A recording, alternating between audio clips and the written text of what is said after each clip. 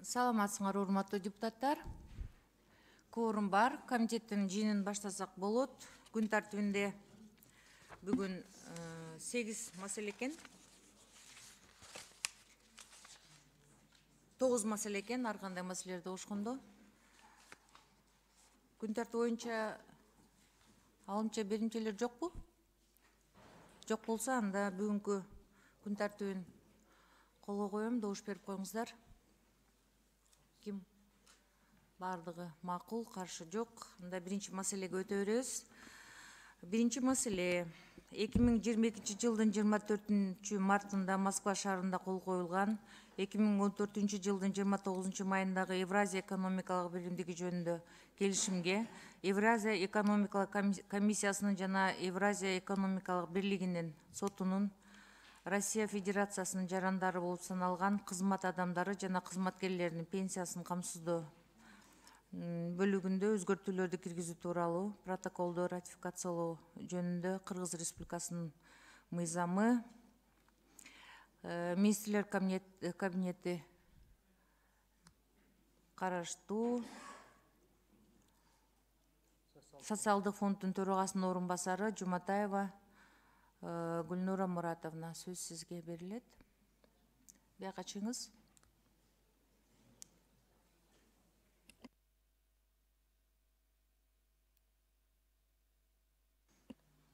Мыйзам долбоору 3-окууда каралып атат, урматтуу депутаттар.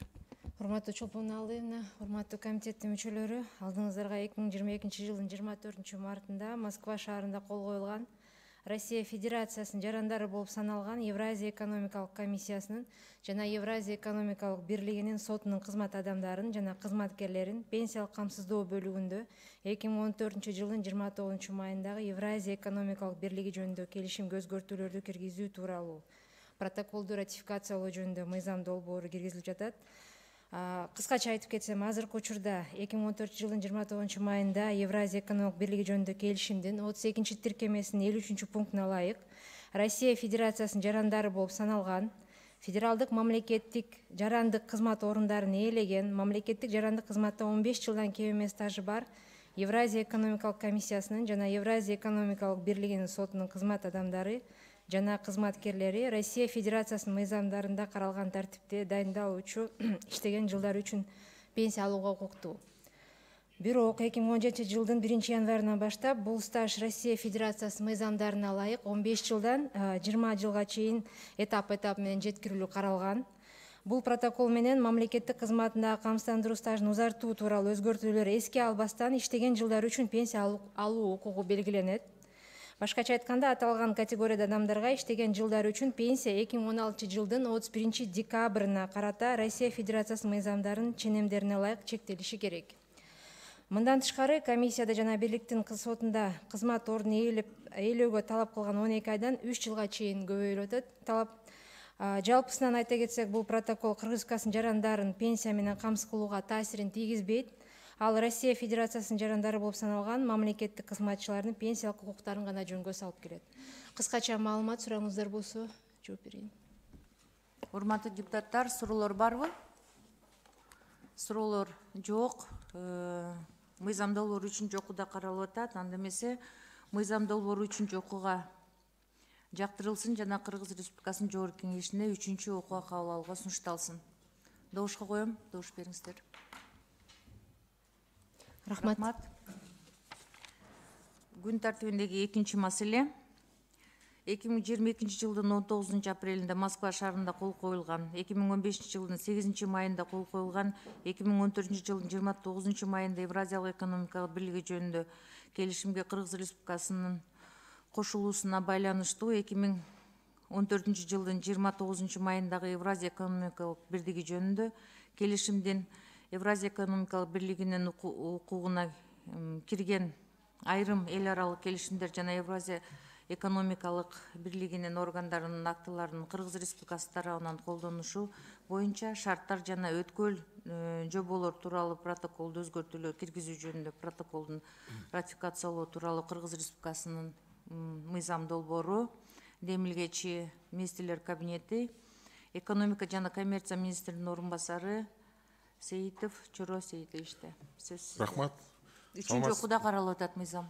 Саламатсыздарбы, урматтуу Чолпон Алыевна, саламатсыздарбы, урматтуу депутаттар. Сиздин карооңуздарга сунушталган мыйзам долбоорунун максаты жана милдети 2015 жылдын 8 майында кол коюлган 2014 жылдын 29 майындагы Евразия экономикалык бирлиги жөнүндө келишимге Кыргыз Республикасынын кошулуусуна байланыштуу 2014 жылдын 29 майындагы Евразия экономикалык бирлиги жөнүндө келишимдин, Евразия экономикалык бирлигинин укугуна кирген айрым эл аралык келишимдердин жана Евразия экономикалык бирлигинин органдарын актыларынын Кыргыз Республикасы тарабынан колдонулушу боюнча шарттар жана өткөл жоболор тууралуу протокол күчүнө кириши үчүн зарыл болгон мамлекеттик ички жол жоболорду аткаруу болуп саналат. Өткөндө айтып кеткендей, биз азыр 72 санын 96 санына оңдоп атабыз, себеби бир нече эмелер болуп, ошого байланыштуу протоколго ошондой өзгөртүүлөрдү киргизип атабыз. Кыскача маалымат ушундай, эгерде суроолор бар болсо, жооп бергенге даярбыз. Рахмат, урматтуу депутаттар, суроолор барбы? Жок, суроолор жок болсо, комитеттин корутундусу өзүңүздүн колдооңузда бар. Кыргыз Республикасынын мыйзам долбоору 3-чү окууга жактырылсын жана Кыргыз Республикасынын Жогорку Кеңешинде 3-чү окууга сунушталсын. Добушка коем, добуш бериңиздер. Бардыгы макул, каршы жок. Рахмат. Рахмат.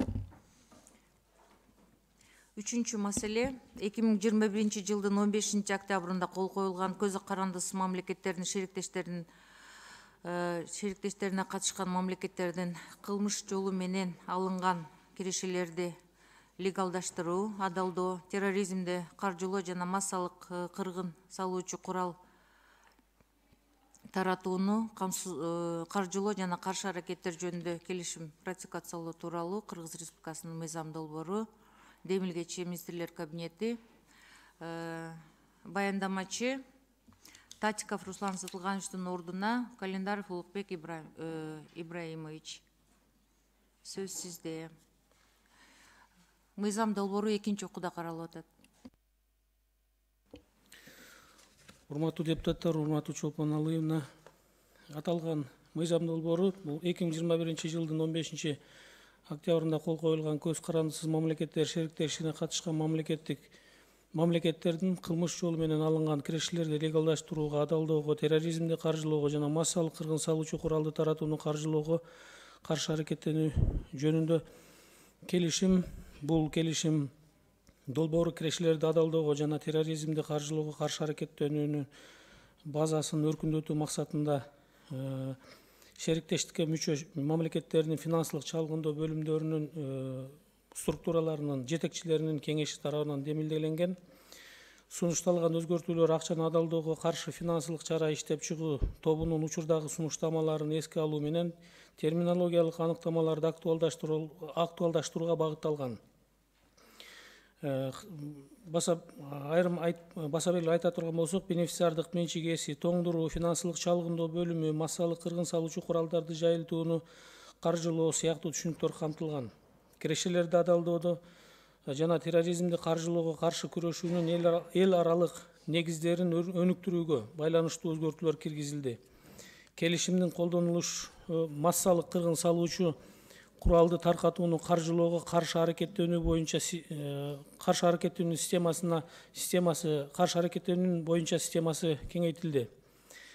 Аталган келишимге буга кол коюуга чейин белгиленген тартипте Кыргыз Республикасынын Жогорку Кеңешинин укук тартиби, кылмыштуулук менен күрөшүү жана коррупцияга каршы аракеттенүү боюнча комитети жана сиздердин комитеттерде бул келишим макулдашылган. Ошондой эле Кыргыз Республикасынын министрлер кабинетинин тиешелүү чечими тескемеси менен жактырылган. Келишимди ратификациялоо финансылык чыгымдарды, ошондой эле терс финансылык, экономикалык жана башка кесепеттерге алып келбейт. Ошондуктан урматтуу депутаттар, урматтуу комитет мүчөлөрү, колдоп бериңиздерди өтүнөбүз. Рахмат чоң. Рахмат, урматтуу депутаттар, суроолор барбы? Суроо Миргүл Өмүрзаковнада. Саламатсыздарбы? Рахмат, Чолпон Алыевна. Улукбек Ибраимович, эгерде бул келишим ратификациядан өтсө, эмне өзгөрөт жана бизге кандай пайда алып келет? Азыр докладта айтып кеткендей, бул боюнча жаңы терминдер киргизилди. Анын негизги моменттер болуп, бул жерде жанагы массалык кыргын салуучу куралдарды жана аларга болгон каржылоо боюнча иш аракеттер бир кыйла өзгөрүлдү. Мындай алардын процедуралары так аныкталды жана мүмкүнчүлүктөр кеңейтилди да ушул аракетте ушул жаатта иш алып баруу боюнча. Буга чейин КМШ өлкөлөрүнүн ортосунда ушундай келишим болгонбу?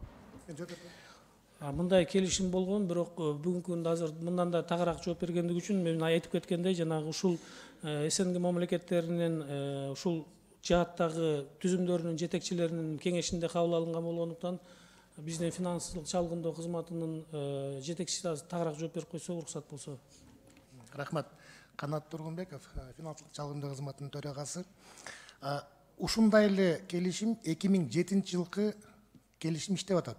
2021 жылы өзгөртүүлөр киргизилип атат, жаңы терминологиялар, түшүнүктөр пайда болгон үчүн. Ошон үчүн азыр иштеп аткан эле нерселерди биз баягы де фактону де юрага өткөрүп атабыз.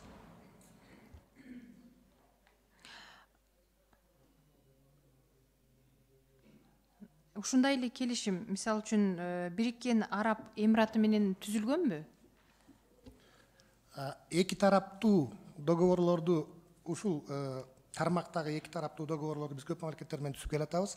Бирок ошо Бириккен Арабтар өлкөлөрү менен бүгүнкү күнү жок. Бирок бул маселени биз карап, мүмкүн болсо жакын арада түзгөнгө аракет кылабыз. Анткени себеби акыркы убакта карым катнаштар көп өткөнүн биз да көрүп билип атабыз. Рахмат. Дагы ошо кошумча айтып кетейин, бул келишимдин түзүлгөндүгүнө байланыштуу жана СНГ алкагында болуп аткандыгынан улам тараптардын бул боюнча эл аралык кызматташуу мүмкүнчүлүктөрү күчөтүлүп, ошол эле учурда ушул келишимдин алкагындагы мамлекеттердин бир тарабы экинчи тараптар менен дагы мындай персонально иш алып бара бергенге мүмкүнчүлүктөрдү жаратып атат да бул.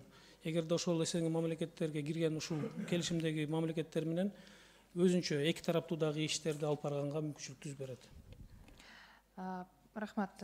Кийинки суроом бул статистикага ылайык кылмыш жолу менен алынган кирешелерди легалдаштыруу же адалдоо беренеси боюнча мына бир жылда канча кылмыш иши козголот? Тургунбек, сизде статистика болсо жооп берип койсоңуз. Албетте статистика бар. Маалыматтарды берем. Биз жылына, мисалы үчүн 2020 жылы 521 миң маалымат алсак, 2021 жылы 880 миң маалымат алсак, 2022 жылы 540 миң маалымат алып атабыз. Бул баягы подозрительный операция деп коет, финансовый, нефинансовый секторлордон келген. Булардын биз өзүбүз анализ жүргүзүп туруп, башка органдарга жөнөтөбүз. Ошонун ичинен мамлекеттик органдарга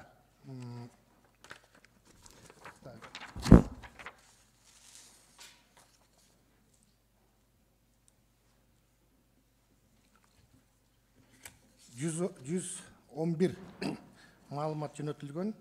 Алардын ичинен Улуттук коопсуздук комитетке 68 маалымат, 59 органы, правоохранительный органы, прокуратуры 10.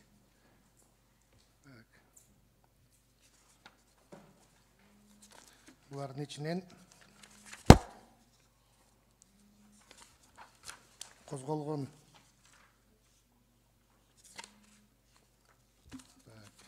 Жалпы козголгон кылмыш иши боюнча эле айтып коюңуз. Жалпы саны боюнча.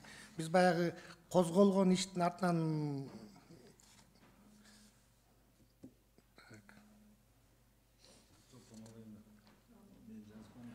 2020 жылы 16 иш козголгон, 2021 жылы 15 иш козголгон. Рахмат. Выявленный ущерб 223 миллион сом. Ошол толугу менен 2020 жылы 168 миллион сом аныкталганда мамлекетке толугу менен кайтарылган. 2021 жылы 223 миллион сом кайтарылган. Быйыл 9 айдын эле маалымат менен 200дөн миллион сом ашып баратабыз. Жылдын аягы менен бул сумма да көбөйөт. Рахмат. Кийинки суроом. Эгерде ушул келишимдин катышуучулары болгон мамлекеттин жарандары Кыргыз Республикасынын аймагында шектелип кармалса, акча каражаттары же башка мал мүлктөрү кимдин эсебине конфискация болот? Кимдин жараны гана болбосун, биздин мамлекеттин ичинде кылмыш кылса, ошол аныкталса, биздин мамлекеттин эсебине кетет. Конфискация болсо. Биздин аймакта кармалса. Албетте. Рахмат чоң. Рахмат. Кийинки сөз Шайлообек Карыбековичте. Чоң рахмат. Сиз айтып койсоңуз, финансы чалкындоо кызматы деп. Укук милдеттериңизди толук түшүндүрүп коюңузчу, толук. Эмне иш кыласыздар? Кыска.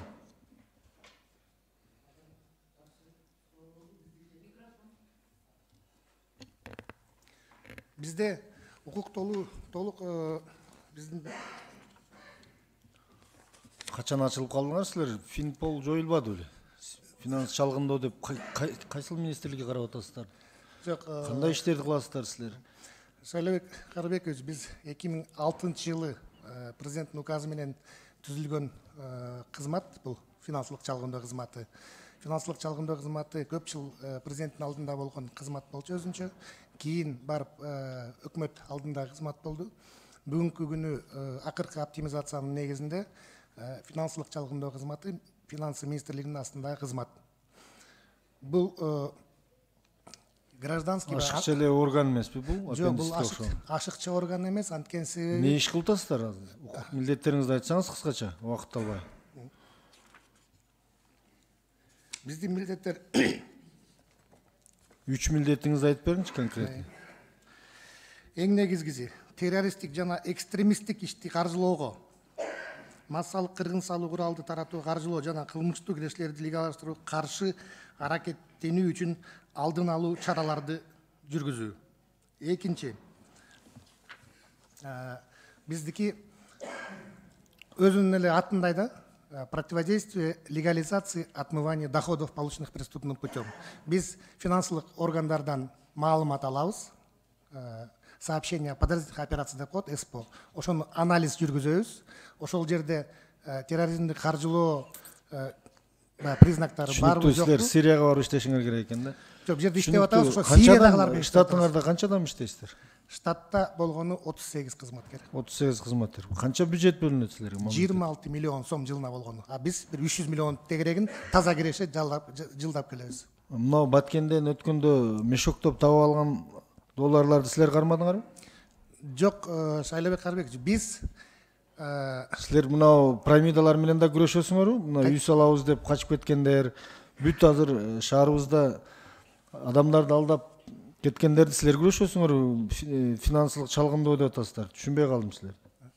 жок, бизде биздин иш чарабыз мындай да, кыскача айтканда, жанагы сообщение о подозрительных операциях банктардан алып, ошону анализ жүргүзүп, ошол жерде эгерде легализация болсо же терроризмге каршы бир финансированиянын бир признактары болсо, ошону укук коргоо органдарына беребиз. Бир ошол основной биздин гана признак да. Бирок жана сиз туура айттыңыз, Шайлообек Карыбекович.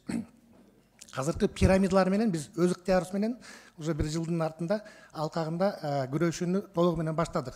Күрөшүү деп дагы мындай кавычка менен айтайын, анткени себеби биз негизи Күрөшүп жеңип өтөйүн дедиңерби? Мына Ихсан дегенди кармап бүттүңүздөр, элдер ыйлап атат го. Мындай да, Шайлообек Карыбекович, биз күрөшүү дегенде биз баягы кылмышкерлердин артынан чуркап иштебейбиз. Биз анализ кылып, ошону укук коргоо органдарына беребиз. Анан алдын алуу иштерде, ошон үчүн могу пирамидаларды дагы биз өзүнчө признаки подозрительности деп ушуну разработка кылып, Анализ кылып, түшүндүм. Пирамида болуп бириңер анализ кылып бергиле, кийинкиңер кармагыла, анан жазалагыла, ошентип мамлекеттик бюджетти жок кылып эле ашыкча структураларды ачып атасыңар да. Өздөрү анализ кылса деле болот да, укук коргоо органдары. Бул 17 жыл болду, аны анализ кыла албайт, анткени себеби мына мурун 2 жыл, 1 жыл барып пирамида бир 10-15 миң киши жабыр тартып, анан иш чара башталчу да. А биз азыр алдын ала көрүп уже могу жерден баягы финанс жакшы деп атпсыңар, рахмат. Рахмат. Суроолор барбы? Урматтуу депутаттар, суроолор жок. Анда эмесе комитеттин корутундусу баардыгыңыздардын колуңуздарда бар. Мыйзам долбоору экинчи окууга жактырылсын жана Кыргыз Республикасынын Жогорку Кеңешине экинчи окууга кабыл алууга сунушталсын. Добушка коем, добуш бериңиздер. Рахмат. Мыйзам долбоору экинчи окууда. Как?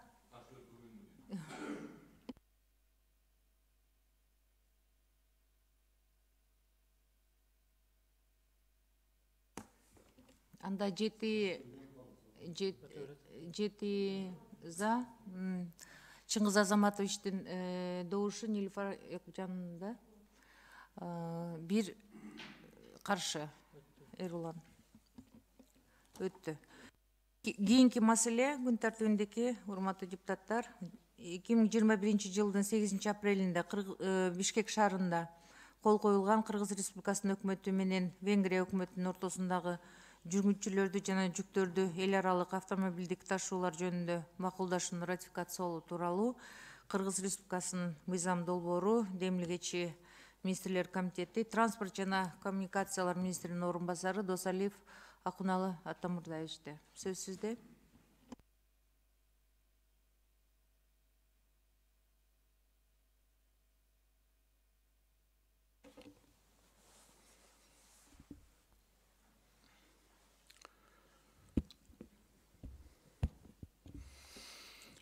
Саламатсыздарбы, урматтуу Чолпон Алиевна, урматтуу депутаттар. 2021 жылдын 8 апрелинде Бишкек шаарында Венгриянын тышкы экономикалык байланыштар министри Петр Сиарто мырзанын 2021 жылдын 7-8 апрелинде Кыргыз Республикасынын расмий сапары менен алкагында Кыргыз Республикасынын өкмөтү менен Венгрия өкмөтүнүн ортосунда жүргүнчүлөрдү жана жүктөрдү эл аралык автомобилдик ташуу жөнүндө макулдашууга кол коюлган. Венгрия ыңгайлуу географиялык абалга ээ болгондуктан Европа жүк ташуу үчүн негизги каттамдар анын аймак аркылуу өтөт. Бул макулдашуу Венгрия менен эки тараптуу кызматташууда маанилүү документтердин бири болуп саналат. Ушул макулдашуунун негизинде венгриялык тарап менен жүктөрдү жана жүргүнчүлөрдү эл аралык автомобилдик ташуу чөйрөсүндөгү мамилелер жөнгө салынат. Ата мекендик жүк ташуучулар үчүн жагымдуу шарттарды түзөт. Жана акырында Венгриядан жүк ташууларды көбөйтөт. Жана Европанын башка өлкөлөрүнө эл аралык ташуулар үчүн Венгриянын аймагы аркылуу транзитке шарт түзөт. Белгилей кетсек, бул мыйзам долбоору буга чейин Кыргыз Республикасынын жогорку кеңешинин биринчи окуусунан өткөн жана жактырылган. Жогоруда баяндалгандардын негизинде ата мекендик автотранспортчулар үчүн жагымдуу шарттарды камсыз кылуу жана ушул макулдашуунун күчүнө кириш үчүн зарыл болгон мамлекеттик жол жоболорду жүзөгө ашыруу максатында сунушталып жаткан Кыргыз Республикасынын өкмөтү жана Венгрия өкмөтүнүн ортосундагы жүргүнчүлөрдү жана жүктөрдү эл аралык автомобилдик ташуу жөнүндө макулдашуунун ратификациялоо тууралуу мыйзам долбоорун колдоп берүүңүздөрдү өтүнөбүз. Рахмат көңүл бурганыңыздарга. Рахмат, урматтуу депутаттар. Кимде суроо бар? Суроо жок экен. Анда эмесе комитеттин корутундусун карасаңыздар. Мыйзам долбоорунун экинчи окууга жактырылсын жана Кыргыз Республикасынын жогорку кеңешинде экинчи окууга кабыл алууга сунушталсын. Добушка коем, добуш бериңиздер. Каршы жок.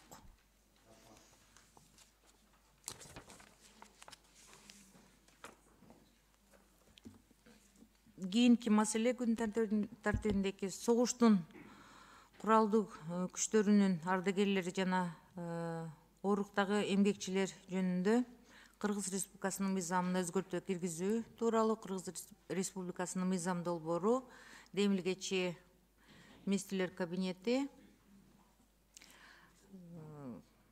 Бул жерде докладчы алмашты окшойт, Кыргыз Республикасынын Коргоо министринин биринчи орун басары Карасартов Алмазбек Огановичте сөз. Саламатсыздарбы, урматтуу Чолпон Алыевна, урматтуу депутаттар, Коргоо министринин биринчи орун басары Алмазбек Карасартов. Мыйзам долбоору 1993 жылдын 22 январында көз карандысыз мамлекеттер сериктештигинин мамлекет башчыларынын кеңешинин Тажик Республикасы менен Афганистандын мамлекеттик чек арасынын тилкесиндеги кырдаалды турукташтыруу боюнча чаралар жөнүндө чечими боюнча тапшырма аткарган Кыргыз Республикасынын аскер кызматчыларынын социалдык кепилдиктерине байланышкан маселелерди жөнгө салуу максатында иштелип чыккан. 1993 жылы Кыргыз Республикасынын куралдуу күчтөрүнүн өзүнчө аткычтар батальону Тажик Афган мамлекетинин чек арасынын бир бөлүгүн кайтарууга алган. 1993 жылдан 1999 жылдары Тажик Афган чек арасында Кыргызстандын 4000ден ашык аскер кызматчылары аскердик кызмат өтөгөн. Мурдакы СССРдын мыйзамдары менен интернационалисттик жоокерлер үчүн бекитилген жеңилдиктер Кыргыз Республикасынын өкмөтүнүн 1992 жылдын 9 декабрындагы 603 номерлүү токтому менен Тажик Афган чек арасынын коргоо боюнча интернационалдык милдеттерди аткарган Кыргыз Республикасынын куралдуу күчтөрүнүн бөлүктөрүнүн өздүк курамына жайылтылган болчу. Кийин 1996 жылы согуштун куралдуу күчтөрүнүн ардагерлердин жана ооруктагы эмгекчилер жөнүндө мыйзамы кабыл алынды. Анда жеңилдиктерди ыйгаруучу адамдардын категориясына өзгөрүүлөр киргизилип, бирок жогоруда аталган аскер кызматчылар бул мыйзамга кирбей калган. Бул учурда биздин аскер кызматкерлер тапшырманы аткарууну улантылган. Кыргыз Республикасынын өкмөтүнүн чечимдери жогоруда аталган мыйзамга ылайык келтирүү максатында Кыргыз Республикасынын өкмөтүнүн 2006 жылдын 16 майындагы 357 токтом кабыл алынып, бул токтом менен 603 токтом күчүн жоготкон. Азыркы учурда Кыргыз Республикасынын Коргоо министрлигинин каттоосунда Тажик Афган чек арасына кайтарууга катышкан 2401 адам турат. Мындан сырткары Тажик Афган мамлекеттик чек арасына кайтарууга катышкан 1000ге жакын аскер кызматкерлери күч жана укук органдарында кызмат өтөшөт.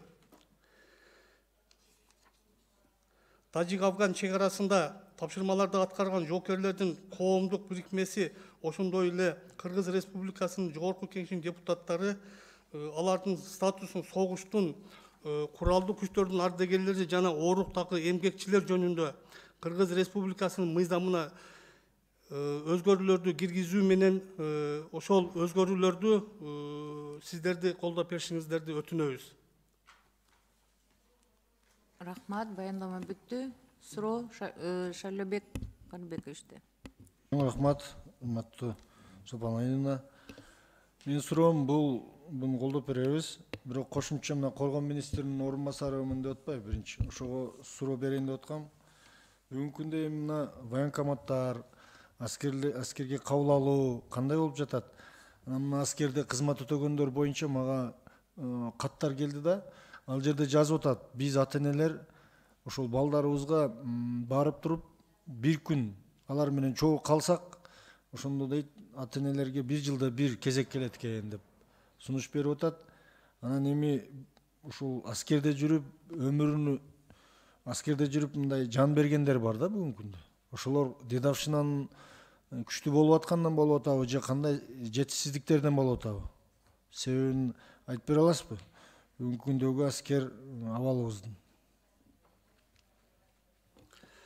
Урматтуу Шайлобек Карыбекович, бүгүнкү күндө аскерге чакыруу пландын негизинде жана мыйзамдын негизинде эч кандай мындай токтотуулар болгон жок. Коюлган бардык пландар ошо пландын негизинде аскерге чакыруулар болуп атат. Кечиресиз, сөзүңүздү туураласаңыз, токтотууларды сурабадым. Мен наоборот чакырууларды күчөтөлү, альтернативный деп башка улуттун өкүлдөрү келбей аткан жана тандап чакырып атасыздар деп бир нече жолу мына коопсуздук комитетинде мен айтып жүрөм. Токтотуулар эмес. Тескерисинде жанданып атабы, тандабай чакырып атасыздарбы?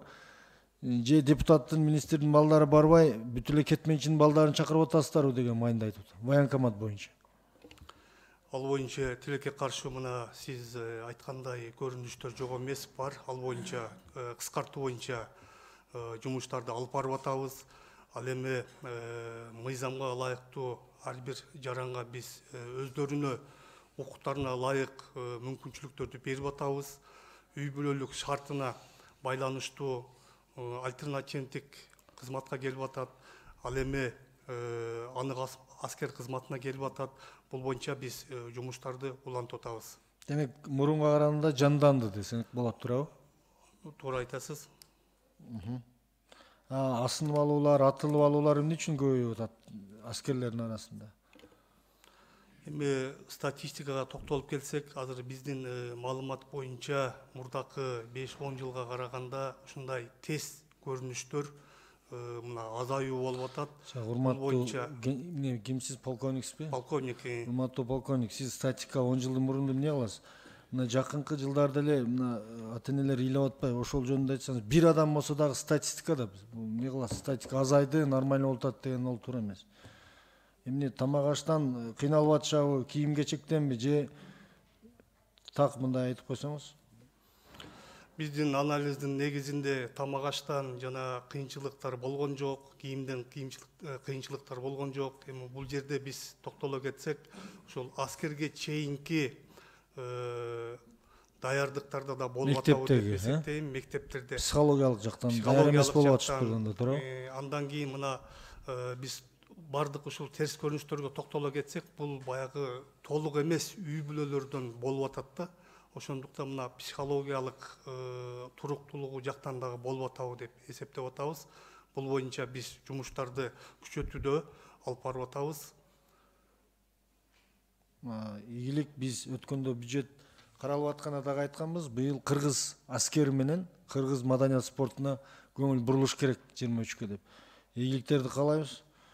Тажик, Афгандын ардагерлери дайым эле кайрылып жүрөт Чолпон алыйында. Бул мен ойлойм, бул баягы алдыңкы батырларды даңктасак, колдосок, анан келечек муунга бир тарбия болобу эле деген маселе. Бирок өкмөттүн бюджетинен канча кетет экен? Макулдук болду финансы министрлиги тарабынан? Өкмөттүн өкүлдөрү барбы? Макулдашуулары болду. Финансовый министрлиги менен бюджетке бир 81 миллиондон ашык акча жылына айнабы дополнительно керектелет экен. Ал боюнча макулдашуулар болду. Жылынабы, айнабы? Жылына. Жылына болсо жакшы. Рахмат. Рахмат. Кийинки сөз Айбек Жапаровичте. Рахмат, Чолпон айна. Урматтуу баяндамачы. 3401 адамга жылына 2000 сомдон турабы? 3401 адамга жылына 2000 сомдон болгондо ошо 81 миллион болот экен. Ошону айтып жатасыз, Ошону айтып жатам. Ошол жерде Тажикстанга качкандар барбы, жокпу? Баткен, Тажикстан боюнча. Ал боюнча Баткен окуясында катышкандар да бар. Биз эми азыркы бүгүнкү убакта, урматтуу Айбек Жапарович, бүгүнкү убакта 2400 азыр бизде учетто катталган. Бардыгы биз азыр 3400дөй адамды берип атабыз. Анын ичинен азыр ушул 2400-дүн ичинен 1000дей адам бул башка күч түзүмдөрдө кызмат кылат бүгүнкү убакта. Негизи кыргыз армиясын биз колдошубуз керек. Туура бул маселени колдошубуз керек барбыз, урматтуу депутаттар. Мен колдойм жеке. Жана ошондой эле жогоруда мен коллегам туура нерселерди айтып кетти. Биз кыргыз армиясын күчөтүшүбүз керек. Ар бир биздин өсүп келе жаткан балдарыбыз кимдин баласы болбосун, президенттин баласы болобу, депутаттын, министрдин баласы болобу, сөзсүз түрдө ден соолугу жарай турган болсо, бул аскерге баруу боюнча дагы бир жакшы мыйзам жазып берсеңер, биз колдоп берсек, сунуш берсеңиздер. Ошондой болуш керек да, негизичи. Өзүңүз жогоруда айтып кеттиңиз, жалаң эле ушул кээде ушу кыйналып калган семьялардын балдары барып ушундай болуп калат депчи. Эмне үчүн башкалар барбайт? Менин ушул сунушум урматтуу Чолпон айна, ошону дагы кошуп кетсек корутундусуна. Рахмат. Жылына 2000'den ар бир катышуучуга болуп атат, ошондо жылына макулдашылды. Рахмат. Кийинки сөз Миргүл Өмүрзаковнада. Рахмат. Урматтуу баяндамачы, менде мындай суроо бар да, эмне үчүн ушунча жыл өтүп, мындай айтор алганда 20 жылдан кийин бул маселе көтөрүлүп жатат? Урматтуу Миргүл Өмүрзаковна, бул биз ушул 20 жылдан бери кайрылып келгенбиз. Бизге дагы мына ушул ардагерлер дагы кайрылып келген.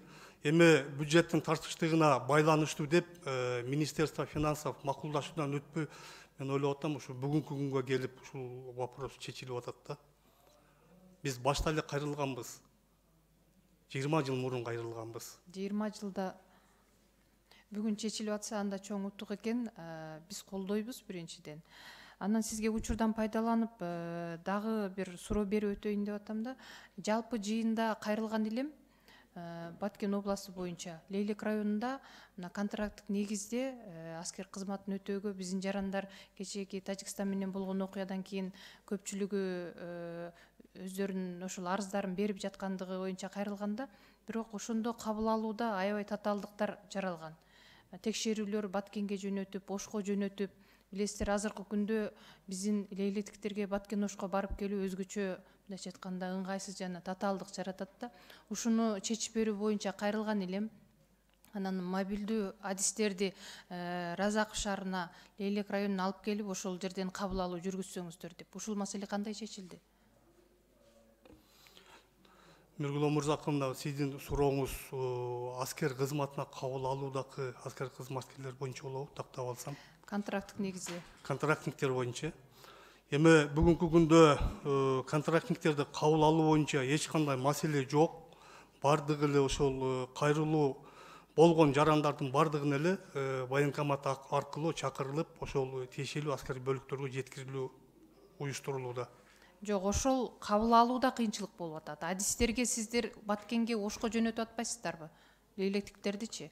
Ошону именно Лейлеке мобилдүү адистер өздөрү келип кабыл алсын деген талапты коюп суранган элем. Демек чечилген эмес турбайбы? Бул жерде бир гана медициналык кароо болушу мүмкүн. Бул боюнча сиздин сунушуңузду кабыл алдым. Бул боюнча биз ошол убагы менен ошол медициналык кызматкерлерди ошол сиз айткан районго жеткизип, ошол жерде биз жеңилдетүүлөрдү берүүгө аракет кылабыз. Качан аракет кыласыздар? Эми бул боюнча биз квартал же болбосо 6 айларда бир жөнөтөбүз. Жылына бир жолу бизде медициналык кароолор болот. Ошол убактарда же болбосо кварталда биз жөнөтөбүз. Эми биздин мисалы үчүн жаман айтпай жакшы жок дейт. Кошунабыз мындайча айтканда эшикти каккылап турган учурда 6 ай 1 ай деген өзгөчө узун убакытта. Ошондуктан сиздер кыска убакытта азыркы күндө кабыл алуу болуп атат да, туурабы? Туура. Кабыл алуу болуп аткандан кийин кыска убакытта чечишиңиздер керек. Эмне үчүн 6 айлап 1 жылдап? Бул сиздин сунушуңуз боюнча дагы бизде нормативный правовой актыларга өзгөртүү киргизүүгө сунуштарды беребиз. Кабыл алуу боюнча. Бериңиздер жана кыска убакытта ушу чечип бериңиздер. Рахмат. Рахмат. Суроолор бүттү. Анда эмесе комитеттин чечимине көңүл бурсаңыздар, мыйзам долбоору жактырылсын жана Кыргыз Республикасынын Жогорку Кеңешинде экинчи окууга кабыл алууга сунушталсын. Урматтуу депутаттар, добушка коем, добуш бериңиздер. Добушка коем. Каршы жок. Анда экинчи окууга жөнөтүлдү. Сизге рахмат, отура берсеңиз болот. Күн тартибиндеги 6-чы маселе.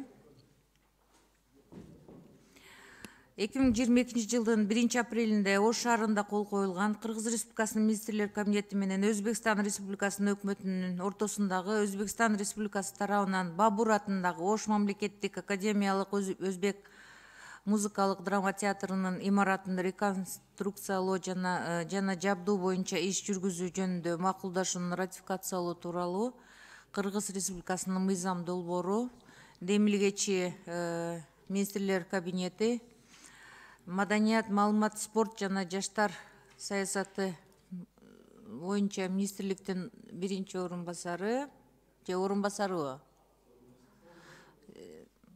Надырбеков Союзбек Надырбекович. Сиз ордуңузда эле отуруп айта бериңиз. Кичине бут ооруп атыптыр, урматтуу депутаттар. Отуруп баяндама кылсаңыз болот.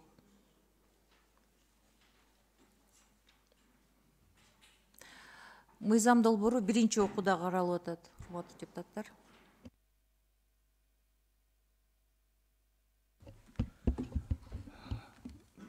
Саламатсыздар, урматтуу Чолпон Алыевна, урматтуу депутаттар, кесиптештер. Бабур атындагы Ош мамлекеттик академиялык музыкалык драма театры Борбордук Азиядагы эң байыркы театрларынын бири болуп эсептелинет. Бабур театры 1918 жылы элдик комиссарлар кеңешинин чечимине ылайык профессионалдык ишмердүүлүгүн баштаган. 34 жылы театрдын коллективи Ленинград, Москва, Ташкент шаарларында гастролдорго катышып, театрлардын репертуарларын Фархат менен Ширин, Лейла, Маржун жана башка өзбек пьесалары менен эң башталышында түзгөн. Уруксат берсеңиздер, башында кыскача бир бул театр боюнча тарыхына токтолго кетип туруп, учурун айтып берсек. 34 жылы театр Москвадагы гастролдорго катышкан. Өзбек СССРинин Борбордук агартуу комитетинин председателі Юлдаш Ахунбабаевнанын чакыруусу боюнча 34 жылы театрдын коллективи Ташкентке алдыңкы пактачылардын митингисинин катышуучуларына арналган чоң концертке катышып келишкен.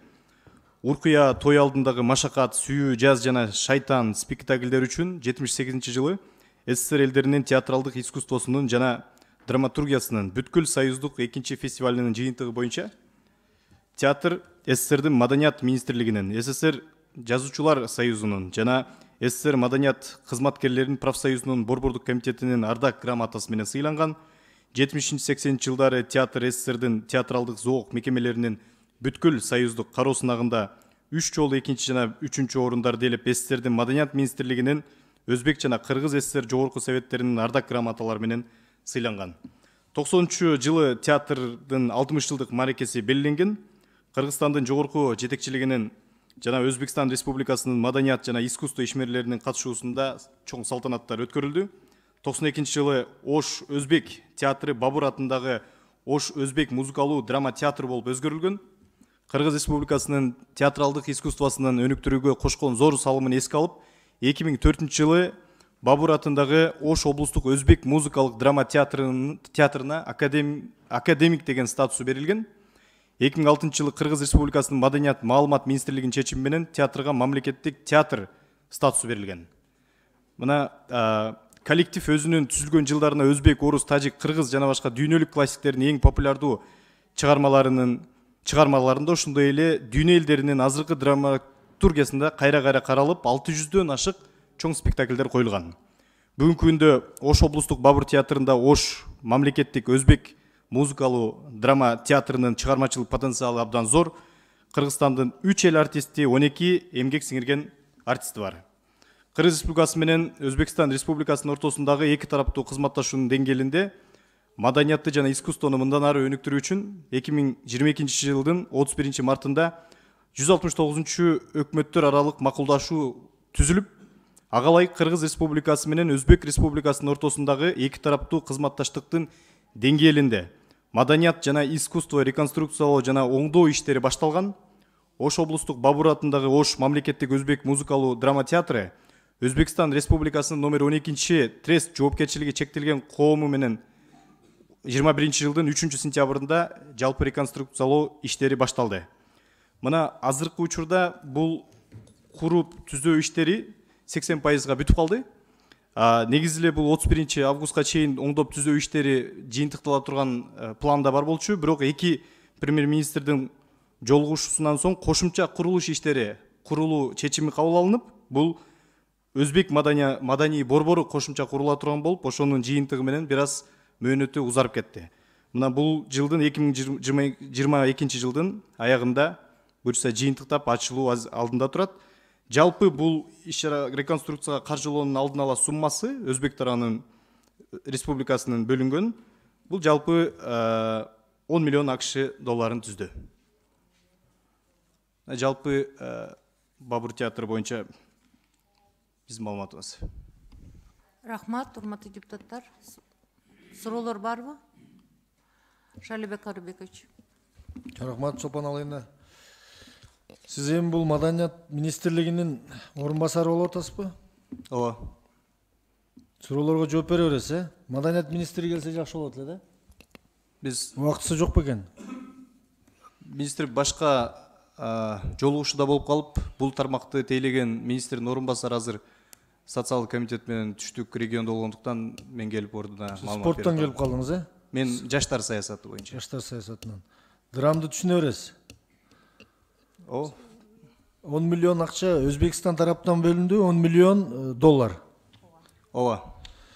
Азыр сиздерге дагы ушул Бабур театр боюнча мен маалыматым бар. Ал жерде директор болуп Гор кеңештин депутаты иштеп жүргөн. Өткөндө мен атыма да кат келди. 4 штат кошуу боюнча. Ал жерде мисалы гимнастика же болбосо сууга сүзүү деп ачып туруп группаларды. Бирок алардын үйрөтүүчүлөрүн кошпой койгон да. Мындай салыштырып айтып атам, Маданиятта ошол комузчуну, бийчини ачса, бирок ошол штаттарды кошпой койгон.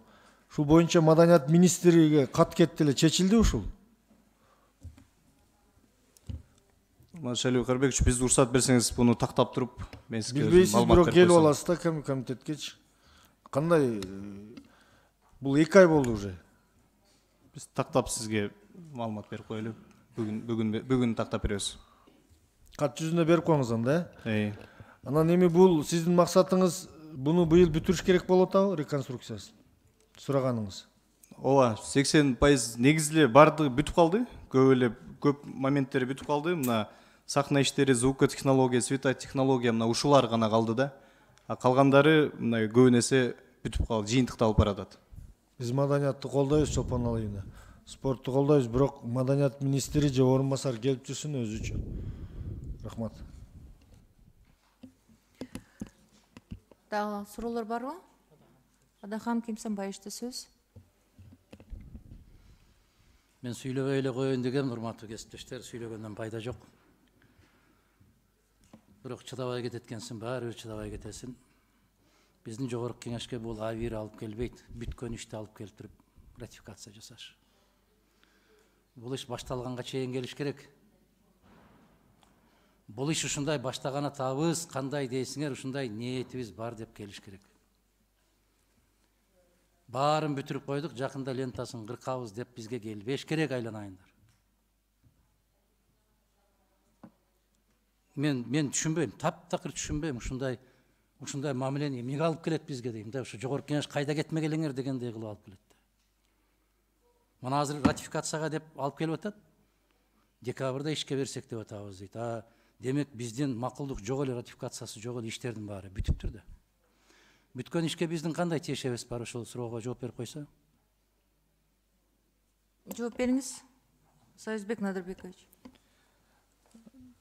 Жалпысынан бул жумуш эки өлкөнүн жетекчилиги менен кабыл алынган иш. Мага десе ким менен кабыл алынсын?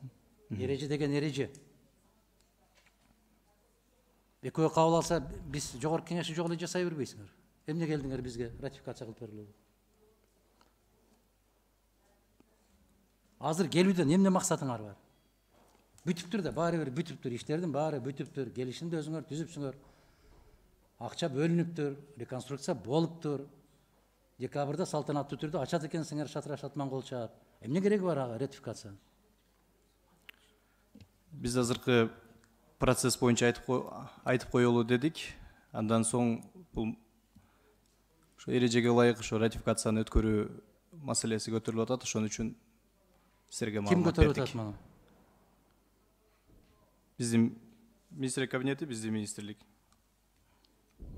Урматтуу кесиптештер, сиздер түшүнүп атасыздарбы мен берген суроону? Баары бүтүптүр да. Процедурный кечиресиңер. Мактада Кимсанбаевич. Бул маселе боюнча бизге макулдашууга комитетке келген. Билем. Биз колдоп бергенбиз. Туура. Макулдашууну. Туура. 5 миллион доллар деп келген. Туура. Азыр эми сиз урматтуу баяндамачы 10 миллион деп айтасыз. Өзгөртүүлөр киргизилдиби? Мен айтарым бул биринчи жолу келген жок да, экинчи жолу келип атат. Биринчисинде макулдашында колдоп бергенбиз бир добуштан. Ар бир суммасы менен эсимде, эмне деген жоопторду бергени да эсимде. Мен ошон үчүн азыр менде суроолор көп. Бизде өзбек тарап башында 5 миллион доллар бөлүнгөн. Анан биз ошол негизинде тиги драма театрдын өзүн гана ачмакпыз, бирок кошумча жана жогоруда белгилеп кеткен өзбек маданий борборундагы кошумча курулуштар дагы эске алынып, кийин эки премьер-министрдин сүйлөшүүсүнүн негизинде бул курулуш иштери кеңейтилди да, ошон үчүн 10 миллион доллар. Урматтуу баяндамачы, сиз мындай туура баяндасаңыз жакшы болот да. Бул маселе бизге келген комитетке, биз колдоп бергенбиз. Ошол жерде өзгөрүүлөр болуп атат. Ошол боюнча ошону ратификация кылып бергиле деп келип чыкабыз десеңер, бизге түшүнүктүүрөөк болот да. Жок. Макулдашууга келгенде биз колдоп бергенбиз. Айбек мырза, таптакыр туура эмес. Ал парафирование деп коет. Ал шартын гана айткан, биз ратификация кылган эмеспиз. Бул макулдук берүү. Макулдук бергенбиз. Ошол макулдук берүү, ал ратификация эмес. Бул ошондой процедурадан өтүү керек. Экинчиден, мен ошондо эсиңерде болсо, урматтуу кесиптештер, айткам. Бул рамочный келишимдин өзгөртүү түзөтүүлөрү кирип кетиши мүмкүнбү жогорку кеңешсиз деп. Себеп мен билем деген кошуналар кийин сөзсүз бирдемени кыстарат деген маселе койгонмун. Кыстарат бул жерге деп. Кыстарат деген сөз ушул. Кыстарылып кетти. 5 миллион алып тур, ошна муну 10 миллион кылып барабыз. 10 миллион боюнча бизден келишимге алган эмес. Бизден макулдашуудан өткөн эмес бул процедура. Ошондуктан бирөөгө жаман көрүнүп, бирөөгө жакшы көрүнүп, ушул жерде кайра айтып атканым ушул туугандар. Мына кечеки Кемпирабад боюнча дагы бир нерсени кыстырып кетти, ошого болбой туруп колдоп бердиңер. Жогору жактан сууну колдой албайсыңар, колуңарды, бутуңарды байлап койду, чуркап келип добуш бердик. Бул кыстарылып кетти деп айттым мен, кыйкырдым, кыстарылып кетти ушул нерсе. Дал ушул мына сиздерге ачык айкын сабак. Башында 5 миллион деп мына жерден макул болуп койгула деди. Макулдаштык, маданиятты колдойлу деп. Мына азыр эми баары бүткөндөн кийин кечирип коесуңар, ал жерде 10 миллион эле деген сөз чыгып атат. Кайда кетти ал 5 миллион? Сиз айтыңызчы, ошо кошумча эмнелер чыгып кетти дагы, эмнелер курулуп кетти, айтыңызчы. Алихан Кимсанбаевич, уруксат берсеңиз, мен бунун баарын тең тактап сизге кат жүзүндө берип жибереличи. Мен такталгандан кийин келишиңер керек бул жерге. Тактаганын кажети жок мага. Мен такталып, мен ошол жерге такылдап жооп берем деген киши келиш керек ушул жерге.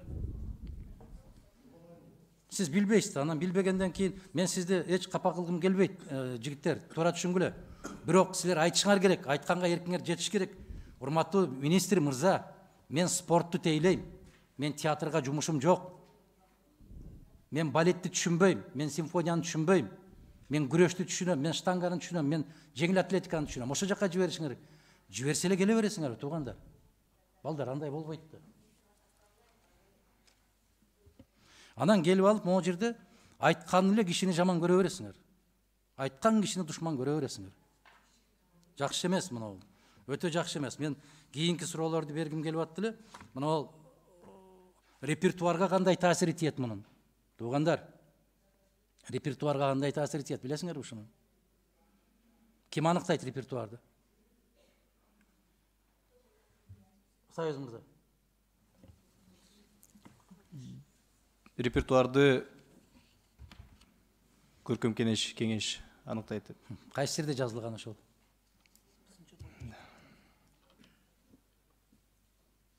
Биз Маданият министрлигинин жобосунда. Кечирип коесуңар, жобоңарды кечирип койгула. Мана биздин Бишкекте кыргыз улуттук театрларга элчилер каражат бөлөт дагы. Алтай театрын коюшат, Иран театрын коюшат, Кытай театрын коюшат, Тажик театрын коюшат. Эмнеге? Себеп алар каржылайт. Айтайын деген сөздөр көп түшүнүп атасыңар, баарыңар мен эмнени айтайын деп айтпай атам, баарын түшүнүп турасыңар. Мен сунуш киргизем, конкреттүү түрдө сунуш. Бул келишимдердин шарттары өзгөрүп кеткендигине байланыштуу толук түрдө маалымат алганга чейин бул маселени токтотуп туруу зарыл. Рахмат. Рахмат. Кийинки сөз Шалибек Карыбековичте. Чоң рахмат Чолпон Алыевна. Урматтуу Саяз мырза, сиз чынында жаштарды жакшы, жаштар саясатын жакшы алып кетип атасыз, иш чараларды уюштуруп атасыз. Бирок мына маданиятты алып келгениңиз туура эмес болуп калыптыр. Мен дагы Адахам Кимсанбаевичке кошулам. Муну аркага кайтарып, министр өзү келсин. Ошо 5 миллион доллар каяктан кошулуп кетти, биз өзүнө суроо берели. Анан могул маданият министрине дагы башка маданият боюнча суроолорубуз бар. Ошону менен кошо даярданып келсин. Адахам Кимсанбаевич, сизди биз душман көрбөйбүз, сизди сыйлайбыз. Сиз эң тажрыйбалуу депутатсыз, легендардуу парламентте жүргөнсүз. Сизди баардык эле депутаттарды өзүңүзгө ала бербең, биз жакшы сыйлайбыз. Кемпировод боюнча кандай нени кыстарып кетти биз билбеппиз. Биз эки мамлекеттин достугу, коопсуздугу үчүн колдоп бердик. Рахмат. Рахмат. Урматтуу депутаттар, дагы суроолор барбы? Айбек Жапаровичте сөз. Баяндамачыда. Баяндамачы сизге суроом да. Эгерде биз аз карабай койсок, кайтарып койсок, сиздер аз 5 миллион доллар алдыңар да туурабы? Же 10 миллион алып койдуңарбы же? Бизде курулуш иштери акча бөлүнүп, курулуш иштери азыркы учурда активдүү жүрүп жатат. 10 миллион доллардын бардыгы Бөлүнгөн деп. ратификация болбой туруп кандай бөлдүңөр? Биз уруксат берсеңиз, ошону тактап туруп биз айтып коелучу. Негизи ратификация болгондон кийин бөлүш керек да. Менин билишим боюнча бизге ошол билгенден макулдашууга 5 миллион доллар деп келинген. Негизи бул иш-чара жакшы. Мисалы Ош шаарына курултат, ошо Ош шаардык округтан шайланып келгем. Ал керек чындыгында. Да кошумча корпустар курултат. Негизи керек. Бирок биз мыйзамдын рамкасынан чыкпашыбыз керек да. Биринчи ратификация болгондон кийин анан баштасаңар болмок. Толук маалымат. Мен дагы жогорку айтылган коллегаларыма кошулам. Рахмат. Рахмат.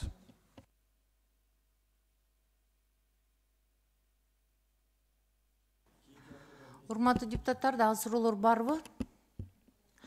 Суроолор бүткөн болсо, анда азыр Адахам Кимсанбаевич менен Шалибек Карыбековичтин берген сунушун добушка коем. Кайтаруу боюнча деп аттыңызбы?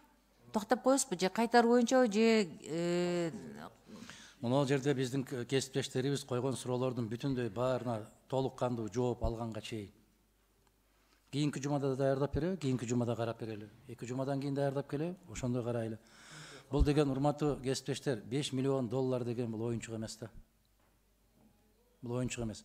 Кайда кетти, эмне курулуп кетти, ким тарабынан макулдук берилди, мына ушул суроолорго биз толук жооп алышыбыз керек. Биз себеп жоопкерчиликти биз алып атабыз. Биз жоопкерчиликти албай турган болгондо булар өздөрү билип эле жасап коет эле. Ошон үчүн толук кандуу жоопторду алганга чейин деп эле коелу. Качан даяр болсо, ошондо келишсин, маселе жок. Албетте, эми азыр сиздер берген сунушту мен добушка коем, бирок бир нерсеге бир көңүл буруп койсок да, бул маселе уже бүтүп 80% бүтүп калган, урматтуу депутаттар. Туура түшүнүшүңөр керек да. Анан кийин Өзбекстандан келген акча, бул Өзбек мамлекетинен келген акча. Анан кийин эми азыр кайтарып койгон менен эмки жумада деле ушул эле сөздөр менен кайра келишет. Эмнени оңдоп келишет да? Ошону ойлонуп туруп анан бир добуш берсеңиздер. Анда эмесе азыр Адахам Кимсанбаевич менен Шалибек Карыбековичтин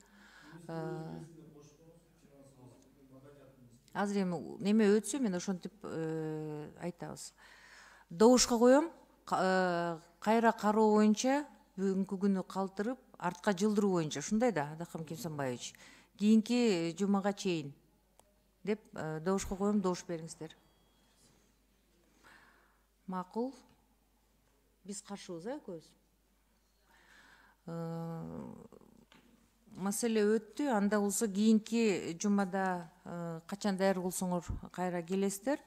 Бирок министрдин өзүнүн катышуусу менен докладчик министр болот.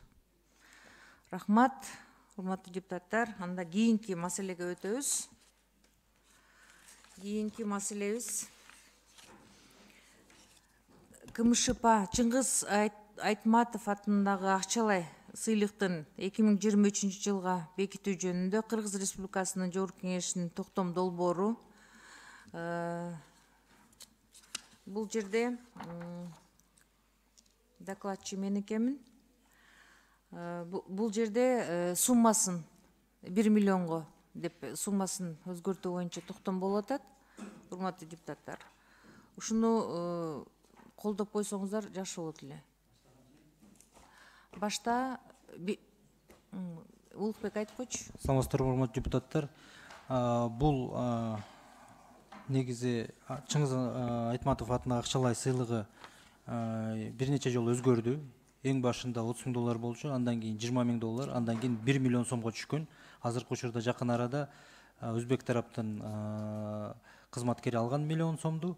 Азыр 23 жылга буну бекитүүгө чыгарып атабыз. Ошол эле миллион сом.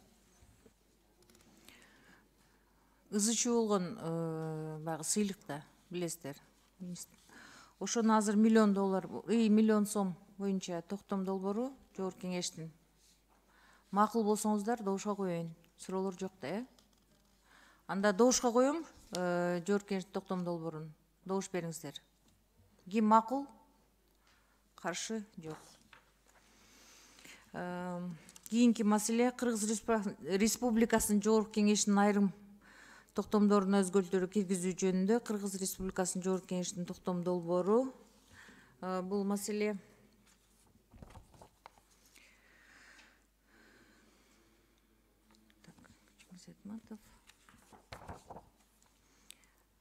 Бул маселе боюнча Ата журт Кыргызстан парламенттик фракциясынын лидери Бакыт Сыдыковдун башка ишке өткөндүгүнө байланыштуу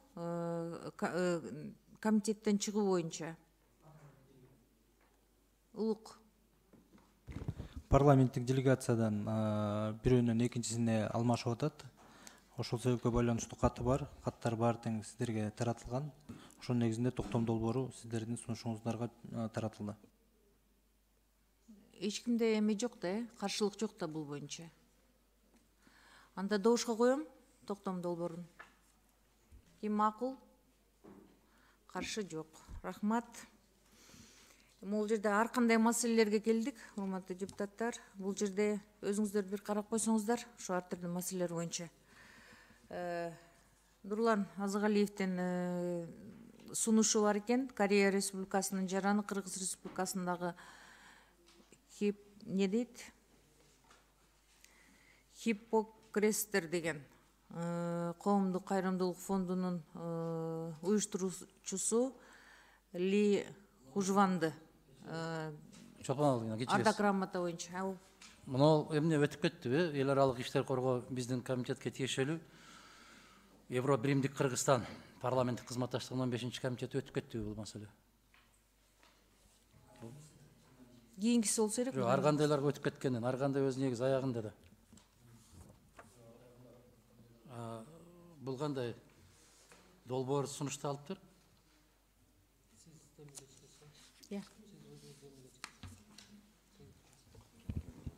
Өттү го бул азыр. Жок, бул Бакыт Сыдыков боюнча да. Өттү. Бакыт Сыдыковду алмаштырып. Жок, Бакыт Сыдыков эмес. Бул Евро биримдик Кыргызстан парламенттик кызматташтыгынын 15-чи комитетинин ишине катышуу үчүн Кыргыз Республикасынын Брюссель шаарына жиберүү жөнүндө маселе турат. Будан кийин карайбыз азыр. Ар кандайдан кийин. Же биринчи ушуну карап тургандан кийин. Бул каралыш керек. Ар кандай деген маселе акырында да. Мага жазылып берилиптир да. Кечирим сурайм сиздерден. Кыргыз Республикасынын Жогорку Кеңештин эл аралык иштер коопсуздук боюнча комитеттин чечиминде мындай болуп жазылып турат. Кыргыз Республикасынын Жогорку Кеңештин төмөндөгү курамынын делегациясы, бул болсо тиги Бельгияга бара турган иш сапары тууралуу токтом долбоору болуп атат. Улурова, Ынтымак парламенттик фракциясынын Абиров, Мекенчил депутаттык топ Алиев, Ишеним фракциясы Култаева Ата журт Кыргызстан парламенттик фракциясы Молдобекова, Альянс Мураталиев, Ишеним Сарбагышев, элдик депутаттар тобу Ташиев Мекенчил топтор. Булардын бардыгы биригип Бельгияга Бельгия королдугуна иш сапары боюнча баруу боюнча 11 ноябрда Жоқ, 7 декабрдан 9 7 декабрдан 9 декабрга чейин Брюссельге суроо иш сапары менен барышат экен. суроо Суроо. кимге беребиз?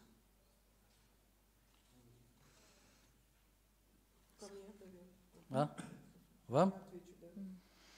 Сиз мындай ошо топту түзүп атканда кандай принциптер болду дейм да? Мына мекенчилден 2 депутат, ишенимден 2 депутат, бүтүн Кыргызстандан бирөө да жок. Бул кандай принцип менен силер түзөсүңөр бул комиссия курамды? Здесь принципа не было, я не составляла состав делегации. Это в самом начале, как сами депутаты записывались. А бизден эч ким жок бекен ошондо бүтүнөн? Силерден эч ким жок. Сиз ушуну кандай дейсиз? Это международный отдел, как нам принесли эту делегацию. Муну кандай деп түшүнсө болот? Бул адилеттүү Состав деп мы не түшүнсөк сами болобу? составляли, да. Муну адилеттүү деп түшүнсөк болобу? Кечиресиңер, бул мындай болушу мүмкүн да. Группа дружбада барлар гана кириши мүмкүн. Биз ар бир фракцияда Улукбек жооп берип койсоңуз. Депутаттар, мен азыр эмеге Улукбекке берейинчи сөздү. Урматтуу Адахан Кемсанбаевич, негизи 13 парламенттик делегация бар. Эң башында комитеттин төрагасы ар бир лидер фракциясына кат жөнөткөн. Жылдын башында жогорку кеңеш иштей баштаганда ошонун негизинде кайра комитетке каттар түшүп, лидер фракциялардын кайсы депутат, кайсы парламенттик делегацияга барат. Ошонун негизинде биздин комитет чечим чыгарган. Ошол чечим жогорку кеңешке чыгып, токтом менен бекитилип, анан ушул 13 парламенттик делегация бекилген. Ошонун негизинде бүгүнкү учурда азыр Евро биримдик менен Кыргызстандын ортосундагы алгачкы жыйыны болгон атат. Ошонун негизинде командировкага чыгуучу ошол токтомдун негизинде болуп атат. Ошол туура болуп атабы? Биз бүт каттын баарын тең көрсөткөнгө даярбыз, ар бир лидер фракциянын.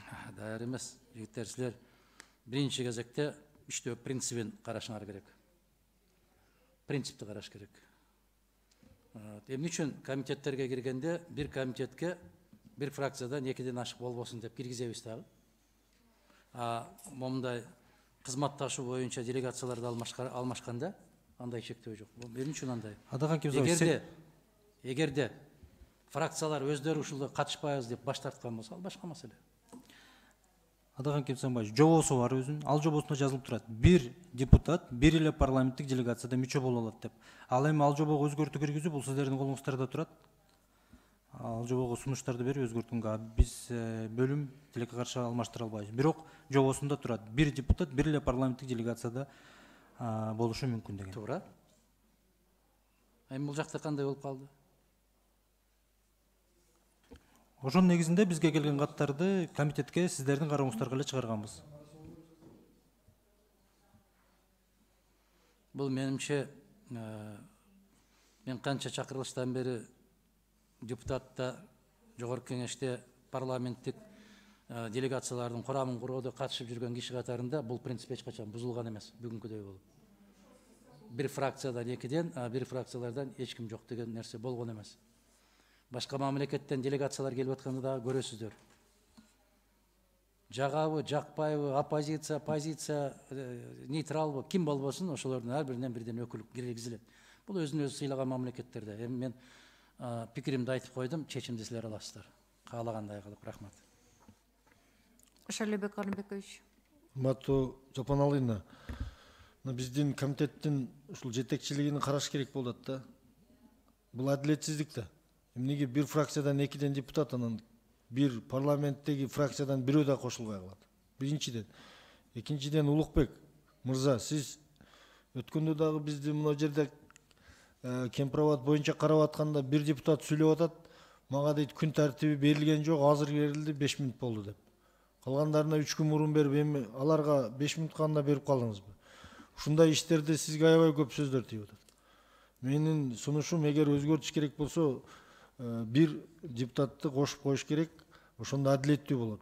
Бардыгыбыз элдин атынан шайланып келгенден кийин ал фракциядан да барыш керек деп ойлойм. Мындай болсок элди бөлүп алабыз. Элди бөлүп алабыз, анан кийин мамлекет бөлүнөт. Мындай иштебегиле комитет. Рахмат. Шалебек Карымбекович, мен бир уруксат этсеңиз сөз айтып коеюн. Бул жерде жоболор бар. Алардан биз чыга албайбыз. Эгер биз азыр Улукбекти эмне кылсак дагы бул жоболорду анда биз өзгөртүп беришибиз керек да. Биз өзүбүз колдоп жазган жоболор булар. Болгондо бул бардык фракцияларга берилип, бир фракцияга берилбей калабы катчы? Анда жөнөткөн эмес да буларчы. Туурабы? Жөнөтпөгөнсүңөрбү? Ар бир фракция жөнөткөнбүз, каттары бар. Жөнөтсө лидер фракция отурат, алган жокмун деп атпайбы? Өткөндө дагы Кемпироватка жөнөткөнбүз дейсиңер, ал келип алган жокмун деп отурат. Ошентип мамлекет жетекчилигинен баштап баарын жаман көрсөтүп атасыңар ортодо туруп алып.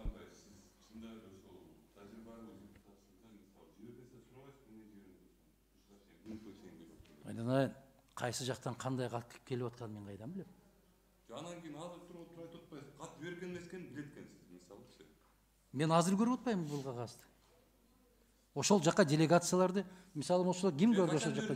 Бир жыл болуп калды. Биз жогорку кеңеш жаңы шайланып келгенде ар бир лидер фракция кат жөнөткөнбүз. Адахан Кимсамбаевич, сиздин фракциянын депутаттары башка парламенттик делегацияда мүчө болуп турат. Мисалы азыркы эле учурда карасак, парламенттик ассамблея ОДКБда депутат Эрбаев бар. Сиз өзүңүз межпарламенттик ассамблея СНГда барсыз. Ошол каттын негизинде ар бириңиздерди ошо киргизкенбиз.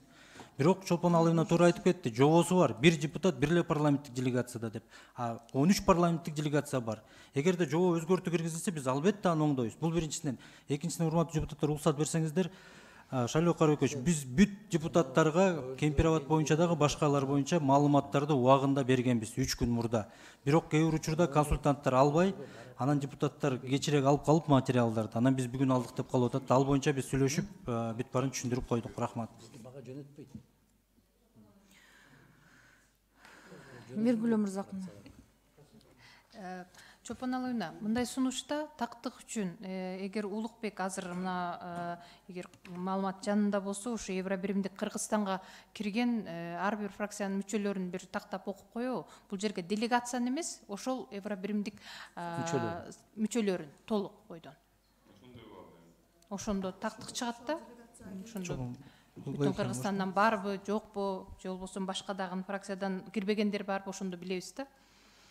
Жаныңызда барбы ошол список? Бүтүн Кыргызстандан жок болушу мүмкүн. Себеп жетишпейт бүтүн Кыргызстан. Сандык эмесин, каалоосунун жоктугунан эмес, сандык тарабынан жетишпейт. Ошондуктан моомда ооба, моомда болуп аткан тактык үчүн окуп койсо деп атам да. Моомда болуп аткан учурда, биз айтып аткандай кылып, баарыбыз бир жогорку кеңеш болгондон кийин ушундай кылып жиберсек болобу деп курамын түзсөк болобу деген сунуш коюп атам мен. Процедура мындай да. Жобо боюнча кетебиз, урматтуу депутаттар. Бардык мыйзам боюнча кетет. Мына ал азыркы Кыргыз Республикасы Жогорку Кеңешинин биздин комитеттин корутундусун добушка коем. Ким макул болсо добуш бергиле, каршы болсо каршы деп добуш бергиле. Добушка коем. Токтом долбоорун добуш бериңиздер. Өттү маселе. Кийинки маселе Азыгалиев Нурлан Мырзадан сунуш келип түшүптүр. Алдыңыздарда турат. Ардак грамотасы боюнча Жогорку Кеңештин. Ким макул? Бир пикир айтса болобу? Айтыңыз. Урматтуу кесиптештер, мына ушул Жогорку Кеңештин да бир ардак грамотасын биз соңку кездерде ар бир комитеттин жыйынына киргизе турган болуп калдык да.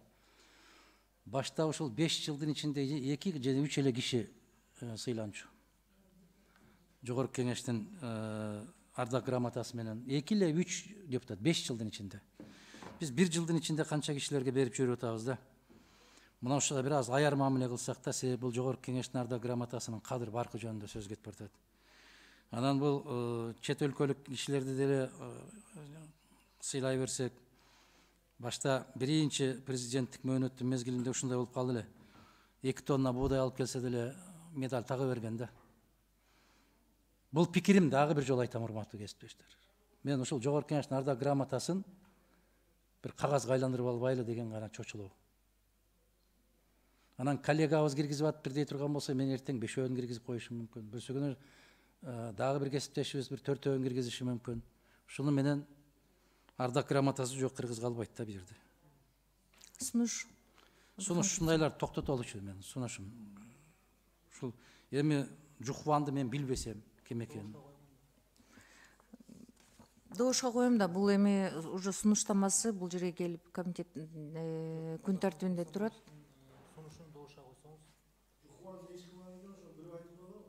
Эми бул депутат Азыгалиевдин сунуштамасы менен келип атат. Ишкер адам экен ал. Өзү баяндамачы. Анда биздин комитет отдел силер ушул маселе боюнча эгер ушундай сунуштамалар келсе, ошол сунуштаган депутат келип өзү бул жерде баяндамасын жасасын, суроолорго жооп берсин. Бирок мына бүгүнкү күндөгү Азыгалиевдин сунуштамасын добушка коем, добуш бериңиздер. Ким макул? Каршы? Жок. Рахмат. Ушуну менен күн тартибиндеги баардык маселелер каралып бүттү. Чоң рахмат, урматтуу депутаттар. Комитеттин жыйыны жабык.